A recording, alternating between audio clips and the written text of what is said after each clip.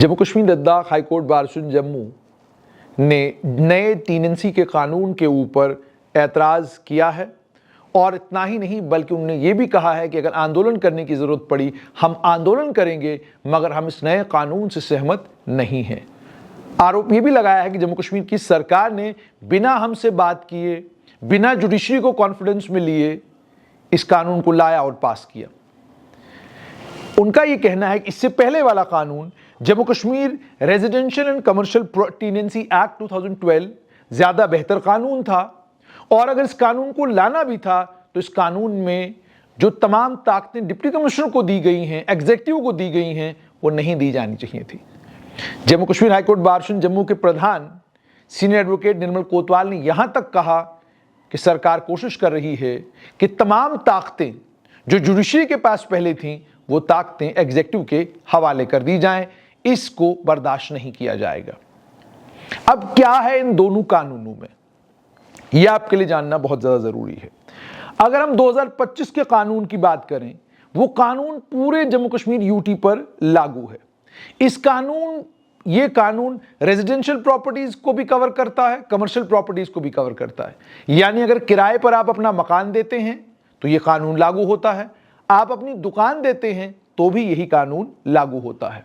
इसमें बहुत कम एग्जेम्पशंस हैं, जबकि 2012 का कानून जो था वो सिर्फ और सिर्फ शहरी इलाकों के लिए है कानून। यानी शहरी इलाकों में अगर आप अपना मकान, अपनी दुकान किराए पर देते हैं तो उसके लिए फिर आपको इस कानून के तहत काम करना है। Jammu Kashmir residential and commercial tenancy act 2012 के तहत तमाम मामले जो है वो तय होंगे। उसके बाद जहां तक दूसरी बड़ी तब्दीली का ताल्लुक है, 2025 के कानून में तब तक किराए पर आप कोई मकान नहीं दे सकते जब तक लिखित रूप में एग्रीमेंट ना हो। उसके बाद दूसरा इंपॉर्टेंट, रेंट अथॉरिटी को आपने अपलोड करके डिजिटल पोर्टल के जरिए अपना ये रिटन एग्रीमेंट भेजना है। आपको एक यूनिक आईडी मिलेगा हर किराए पर दी गई प्रॉपर्टी को लेकर, और अगर आप अपना एग्रीमेंट अपलोड नहीं करते फिर टीनेंसी के कानून के तहत आपको कोई रिलीफ नहीं मिलेगा। ये बेसिकली है 2025 का कानून। मतलब साफ तौर पर ये कि डीसी की नजर में हर वक्त रहेगा कि कौन सी कमर्शियल प्रॉपर्टी, कौन सी रेजिडेंशियल प्रॉपर्टी किराए पर दी गई है।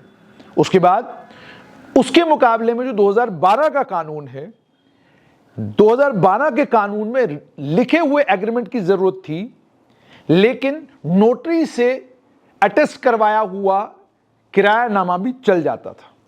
यानी नोटराइजेशन की जरूरत थी और रजिस्ट्रेशन की जरूरत थी सिर्फ नोटरी के पास। लेकिन इस नए कानून में ऐसा नहीं है, रजिस्ट्रेशन की जरूरत है मगर डिप्टी कमिश्नर के पास। अब जहां तक सिक्योरिटी डिपॉजिट का ताल्लुक है, 2025 के कानून में आपको 2 महीने का किराया रेजिडेंशियल प्रॉपर्टी के लिए आपका सिक्योरिटी डिपॉजिट के तौर पर रहेगा, जो जब आप मकान खाली करेंगे आपको वापस मिलेगा। और 2025 के ही कानून में कमर्शियल प्रॉपर्टी के लिए 6 महीने का किराया मैक्सिमम, मतलब ये जरूरी नहीं है कि हर शख्स 6 महीने का किराया जो है कमर्शियल प्रॉपर्टी का आपसे सिक्योरिटी डिपॉजिट के तौर पर ले ले। उसका मन है वो 3 महीने का लेना चाहे 3 महीने का ले ले, 6 महीने का लेना चाहे 6 महीने का ले ले, लेकिन मैक्सिमम 6 महीने, इससे ज्यादा का आप कमर्शियल प्रॉपर्टी के लिए आप नहीं ले सकते सिक्योरिटी डिपॉजिट। 2012 के कानून में था कि 3 महीने का कम से कम किराया जो है वो आपको सिक्योरिटी डिपॉजिट के तौर पर लेना था, और या फिर जो दोनों के बीच में एग्रीमेंट होता कि आप दोनों ने तय कर दिया भाई इतना जो है सिक्योरिटी डिपॉजिट आपको देना पड़ेगा। कोई लिमिट नहीं थी उसमें, आप 2 महीने का भी ले सकते हैं, 3 महीने का भी ले सकते हैं, लेकिन लिखा है अप टू 3 मंथ्स। मगर उसके बाद ये कहा गया कि जब तक आप, उसके बाद आगे ये कहा गया कि जो दोनों पार्टीज के बीच में एग्रीमेंट होता है। जहां तक अब डिस्प्यूट रेजोल्यूशन का ताल्लुक है, 2025 के कानून में अब 3 टायर स्ट्रक्चर है। मतलब ये कि अगर कोई झगड़ा होता है किराएदार और मालिक मकान के बीच में, तो पहली अथॉरिटी है रेंट अथॉरिटी, जहां पर जाकर आप अपने झगड़े का निपटारा करवा सकते हैं। वहां नहीं हुआ तो रेंट कोर्ट, वो एडिशनल डिप्टी कमिश्नर की कोर्ट होगी जिस कोर्ट में इस मसले का निपटारा करने की कोशिश की जाएगी। अगर वहां पर भी नहीं हुआ निपटारा तो फिर आप जाएंगे रेंट ट्रिब्यूनल के पास, जिस रेंट ट्रिब्यूनल को जुडिशरी का डिस्ट्रिक्ट जज हेड करता होगा, और उस ट्रिब्यूनल में फिर आपके मामले की सुनवाई होगी और आपके मामले का फैसला होगा। टाइमलाइंस भी तय कर दी गई है, 60-60 दिन की लगभग टाइमलाइंस वो भी तय कर दी गई हैं, और इसमें सीआरपीसी लागू नहीं होता, सिविल प्रोसीजर कोड जो है वो अप्लाई नहीं होता। इससे सिस्टम और तेज होगा। 2012 के कानून में रेंट कंट्रोलर हुआ करता था और एक एपिलेट रेंट ट्रिब्यूनल उसमें रखा गया था। प्रोसीजर बिल्कुल एक जैसा, लेकिन टाइमलाइंस बहुत लंबी थी और उन टाइमलाइंस के ही चलते लोगों को परेशानी का सामना करना पड़ता था। अब 2025 के कानून में एविक्शन, यानी किराएदार बैठ गया, वो निकल नहीं रहा। मालिक मकान चाहता मकान खाली हो, लेकिन किराएदार खाली नहीं कर रहा। मालिक मकान जबरदस्ती, यानी अभी टेन्योर पूरा नहीं हुआ, बीच में ही आकर कहता कि चलो भाई मकान खाली करो। अब नए कानून में तब जाकर आप किराएदार को निकाल सकते हैं कि वो 2 महीने का लगातार आपको अगर किराया नहीं देता, आपने जिस काम के लिए उसको किराए पर मकान दिया है वो उस काम के लिए किसी और काम के लिए उसको इस्तेमाल करता है, सबलेट करता है आपकी प्रॉपर्टी को आपसे इजाजत लिए बगैर, आपसे इजाजत लिए बगैर स्ट्रक्चर के अंदर तब्दीलियां करता है, या मालिक मकान को रिपेयर करने के लिए, दोबारा से उसको डेवलप करने के लिए, या किसी और जरूरत के लिए अपने इस मकान की जरूरत है, तो तब जाकर वो आपसे मकान खाली करवा सकता है और कोई वजह मकान खाली कराने की नहीं है। और उसके बाद ये भी कि आपका रेंट एग्रीमेंट 11 महीने का है, खत्म हो गया तो आपको खाली करना है। अब इसमें इतना ही नहीं, बल्कि अगर कोई मालिक मकान है, अगर मालिक मकान की मौत हो जाती है तो उसके जो वर्षा हैं, उसके जो घर के लोग हैं, उसका बेटा बेटी, घर के बाकी लोग, वो पोजीशन ले सकते हैं उसका। और उसके बाद इतना ही नहीं, बल्कि 4 गुना रेंट पेनल्टी पड़ सकती है। 2 महीने के बाद 2 गुना और उसके बाद फिर रेंट पेनल्टी 4 गुना हो जाएगी। ये नए कानून में है। अब पुराने कानून में ये था, नोटिस पीरियड बड़ा लंबा, 3 महीने का नोटिस दीजिए, फिर उसके बाद पेनल्टी सिर्फ डबल रेंट, कि रेंट आपका दुगना हो जाएगा, और उसके बाद फास्ट ट्रैक कोई भी चीज नहीं थी। अब इस नए कानून में चीजें फास्ट ट्रैक हैं। अब इसमें दोनों को प्रोटेक्शन है। टीनेंट प्रोटेक्शन का जहां तक ताल्लुक है, 2025 के कानून में आपको रसीद देनी है अब, और अब डिजिटल रसीद भी चलेगी। दूसरा, ये मालिक मकान बिजली पानी बंद नहीं कर सकता, मालिक मकान को 24 घंटे का नोटिस देना है, फिर मकान में आ सकता है, कभी भी आ धमकते थे वो नहीं हो सकता, और रिपेयर के ऊपर भी सख्त कानून बनाए गए हैं। 2012 के कानून में ये तमाम प्रोटेक्शंस हैं, लेकिन डिजिटल या टाइम बाउंड मैकेनिज्म में वो एनफोर्सेबल नहीं है। यानी यहां कह दिया गया कि आपने अपने मकान में जाना है मालिक मकान के तौर पर, तो 24 घंटा पहले आपको नोटिस देना होगा, चाहे वो डिजिटल माध्यम से दें, व्हाट्सएप पर दें, या आप कागज भेज कर दे दें। 2012 के कानून में ऐसी ही प्रोटेक्शंस थी, लेकिन डिजिटल और टाइम बाउंड मैकेनिज्म्स के साथ वो एनफोर्सेबल नहीं थी। पेनल्टी और एनफोर्समेंट बहुत कमजोर थी पिछले कानूनों में।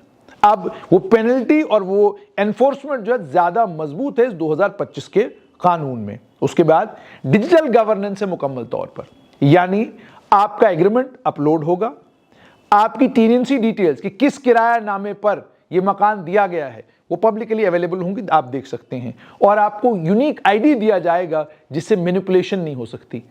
यानी पहले ये होता था किरायानामा कुछ और बाद में जिस वक्त आप कोर्ट पहुंचे वहां पता चला किरायानामा कोई और ही है। अब वो नहीं हो सकता।